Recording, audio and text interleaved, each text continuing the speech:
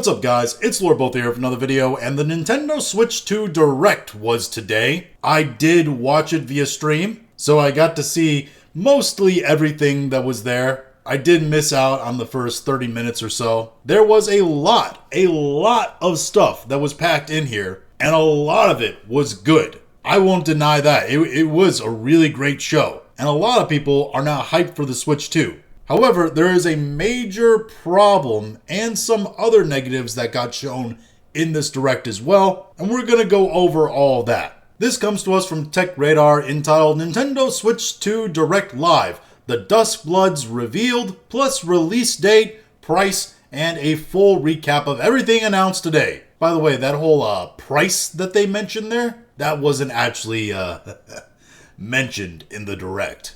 That came out after, which we'll get to that towards the end. Here are some of the tech specs you can see for it. The major things that I'll talk about here is that it does launch on June 5th, 2025, and also it will have an HD screen at 120 frames per second, which every Nintendo stan out there that has always been screaming that 30 frames per second is just fine, kinda looks embarrassed right now. They also will have a new Switch Pro controller and GameCube controller with C button for Nintendo Switch Online members. And that's pretty much all the upgrades they made for it. It's not that different from the one that's out now. But here is the thing a lot of people care about. What games are going to be coming out on the Switch 2? And we're going to go through several of these, just list them off here, because the list is fairly big. And a lot of people are hyped for a lot of these games. There is a new Mario Kart World, which will be exclusive to Switch 2. I saw a bit of it, it looked really good, and that's the big one there. That's the one that a lot of Nintendo fans are really hyped over, is this new Mario Kart World. There will also be a new Super Mario Party Jamboree, which is basically the Mario version of Fall Guys. Legend of Zelda Breath of the Wild and Tears of the Kingdom will also be available on the Switch 2. Metroid Prime 4 will also be on the Switch 2 with those updated graphics. And it looks really good, really clear. As well as Pokemon Legends with those Switch 2 edition upgraded graphics. Because of course, Nintendo, new system, you gotta have a Pokemon game on there. This might be a good time to tell you that if you want backwards compatibility and to play the games you own on the Switch 1, on the Switch 2, like Breath of the Wild and Tears of the Kingdom, etc., you're gonna have to pay for an upgrade bundle. I like what this post says right here, which is the Switch 2 edition upgrades are free to Nintendo Switch Online plus expansion pack members. So yeah, the games you already own are free, as long as you pay an online subscription. There's also a bunch of third-party games that are going to be imported into the Switch 2. Elden Ring, Hades 2, Street Fighter 6, Split Fiction. Elden Ring is particularly interesting because we'll get to that later. Stuff that deals with From Software. EA Sports FC, which is FIFA. I know they don't have the licensing deal, they can't call it FIFA anymore, but that's what it is, it's FIFA. And Madden NFL are both going to be on the Switch 2. Coincidentally, WWE 2K and NBA 2K will also be on the Switch 2, because if we have two EA Sports games, we also have to have two 2K Sports games. Hogwarts Legacy, because despite the fact that Warner Brothers canceled the massive DLC for this thing, they're still trying to eke out as much money as possible because it's one of the few big successes they can hang their hat on. Similar to that, Star Wars Outlaws is on this list because Ubisoft is desperate to make any dollar they possibly can back on Star Wars Outlaws. We also have a thing on this list called Project 007, which is a James Bond game that has been in development for a long while, and we've had absolutely zero news about until now, where it got announced that it's coming out on Switch 2 next year, despite the fact that we know absolutely nothing about it other than it's a James Bond game. There's a game coming out on Switch 2 called Hyrule Warriors Age of Imprisonment, which is a Legend of Zelda Tears of the Kingdom prequel, where Zelda is in the game and they have other characters in the game, but Link is not in the game. And to be honest, it looked like Zelda Blade Storm. Borderlands 4 is going to be on the Switch 2 for anyone who still cares about that franchise. Sid Meier's Civilization 7, or as I like to call it, the Humankind ripoff. Because that's what Civilization 7 is. They took their base game and incorporated all the things that made Humankind proprietary and different from Civilizations and put it into their own game. Which, by the way, Humankind wasn't as popular as Civilizations when it came out, so why is Civilizations copying a game that people really didn't prefer to Civilizations? It's beyond me. Cyberpunk 2077 will be on there. Hopefully it doesn't look like OG Doom like it did on other consoles when it originally released. Final Fantasy VII will be on there because, I mean, Final Fantasy VII has basically become the Skyrim of Japanese games. Hollow Knight Silksong. I don't know anything about the Hollow Knight franchise other than it has a fairly sizable dedicated fan base. Fortnite will be on there. Makes sense. Fortnite was on the Switch 1. Why wouldn't they also put it on the Switch 2?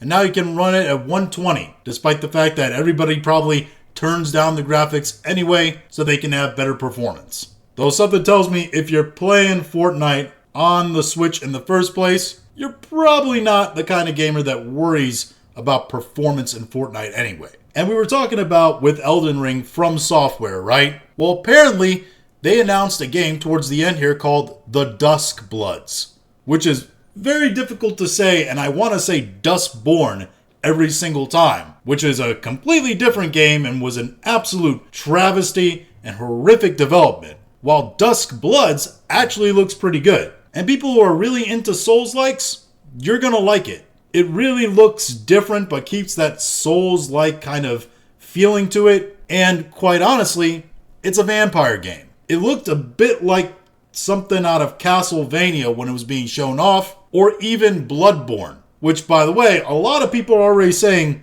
this is probably the spiritual successor to Bloodborne, because for some reason, Sony PlayStation, they don't want a sequel to Bloodborne, despite the popularity of Bloodborne. And I know you might also be thinking, wait a second, From Software and an exclusive on Switch 2? Wait, isn't From Software, aren't they Sony guys? Aren't they PlayStation guys? Why are they making an exclusive for Nintendo Switch? Well, apparently they're not. Apparently the developers were like, you know what? We're tired of being beholden to Sony. And they don't have all the money in the world. And you know who has a ton of money as well? Nintendo. So they made an exclusive just for Nintendo Switch 2, which is a big middle finger to Sony and PlayStation. There's probably a lot of PlayStation cope that's going on right now. And the next big thing is Donkey Kong Bonanza, which that's a really good name. It's a new 3D Donkey Kong game, which it's been so long since they got one of those that I don't even remember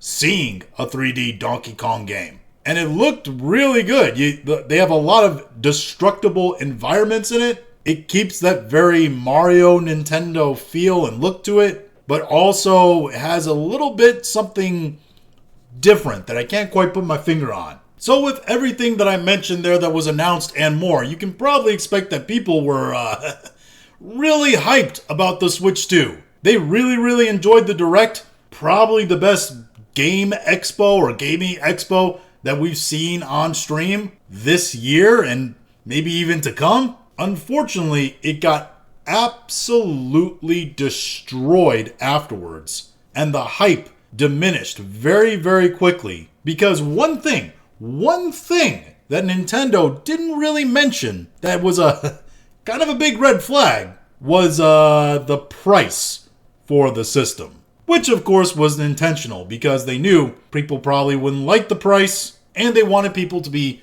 really hyped after they saw their Direct, wanting the system, wanting to buy the system, wanting to get their hands on all those new games, all that new tech to make the games they have, which they're going to have to pay for again, better looking and better functioning, etc. And they didn't want it to be brought down by the fact that this system, yeah, it's going to cost $450. And that's just here in the United States. In other places, it's probably going to cost more than that. I'm seeing rumors that this thing might actually have direct conversion rates to places like Australia, meaning that this system is going to cost $700, $715 in Australia for just the base model. and up to $770 for the, expanded model with the upgrade packages and etc. Not to mention that those Pro controllers you heard about, well, they're going to cost $80 a pop for a controller that's not that much different from the one that's out right now. And then you also have this. From Insider Gaming, Nintendo Switch 2 games will cost $80 digital, $90 for physical. That's right, if you want a physical copy of your Nintendo Switch 2 game, it's going to cost you almost $100. And yeah, maybe this is a push to get people to get upgrade editions of the console, but what happens when you start adding games onto the console that don't come with the expanded edition? And you have to pay $80, $90 for them. By the way, people like me start to ask the immediate question, which is this. Rumors last year began circulating that Grand Theft Auto 6 would set the precedent of game price increases, with some suggesting that games will retail at $100. But while the price increases from Nintendo isn't near that level, yeah it is. Physical prices are $90. It does beg the question if Take-Two Interactive now thinks such a price increase is possible. The answer is yes. GTA 6 is going to cost $100 a game. If they're seeing this and they're seeing the hype for it, and yes, you're getting backlash and people being like, that's a lot. That's expensive. But even if this thing sells relatively well, which I still think despite the expensive price tag, it's going to sell fairly well, at least here in the United States and in native Japan and in Asia, GTA 6 is probably still going to charge $100 a game. It's done. The seal is broken. They were honestly probably waiting like, we're thinking about doing this. Is anybody gonna do this maybe with us? And Nintendo were like, we're down. So yeah, that was Nintendo Switch 2 Direct. A lot of stuff that got announced there. Some of it good, some of it bad.